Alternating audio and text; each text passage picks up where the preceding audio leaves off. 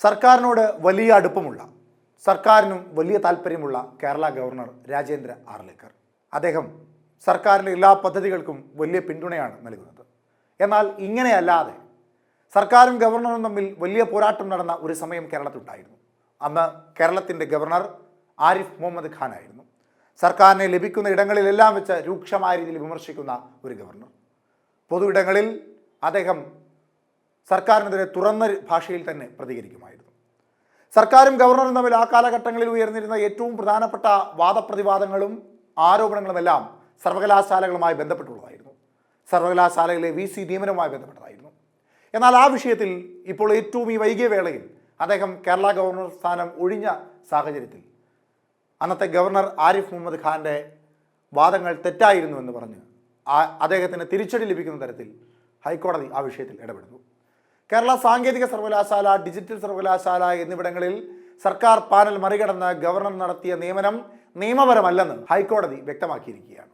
Ciza Thomas കേസിലെ division bench വിധി പാലിക്കുമെന്നും എന്നാൽ 2 സർവകലാശാലകളിലെയും താൽക്കാലിക VCമാരുടെ കാലാവധി 28-ന് അവസാനിക്കുന്ന സാഹചര്യത്തിൽ ഇപ്പോഴത്തെ നിയമനത്തിൽ ഇടപെടുന്നില്ലെന്നും ജസ്റ്റിസ് P. ഗോപിനാഥ് അധ്യക്ഷനായ ഹൈക്കോടതി സിംഗിൾ ബെഞ്ച് വ്യക്തമാക്കുകയും ചെയ്തു. സംസ്ഥാന സർക്കാരാണ് താൽക്കാലിക VCമാരെ നിയമിച്ച ചാൻസലർമാരുടെ നടപടി റദ്ദാക്കണമെന്നാവശ്യപ്പെട്ട് ഹൈക്കോടതിയെ സമീപിച്ചത്. ഹൈക്കോടതി ഈ നിയമനങ്ങൾ തെറ്റെന്ന് വ്യക്തമാക്കിയതോടെ കിട്ടിയ അവസരം പാഴാക്കാതെ ഗവർണറുടെ നടപടിയെ നിശിതമായി വിമർശിക്കുകയാണ് ഉന്നത വിദ്യാഭ്യാസ മന്ത്രി R. ബിന്ദു. ആരിഫ് മുഹമ്മദ് ഖാൻ കേരള ഗവർണർ ആയിരുന്നപ്പോൾ സ്വീകരിച്ച ചില നടപടികൾ കൂടി നിയമവിരുദ്ധമാണെന്ന് ഹൈക്കോടതിയുടെ വിധിയിലൂടെ വ്യക്തമായി എന്നാണ് മന്ത്രി R. ബിന്ദു പറഞ്ഞത്.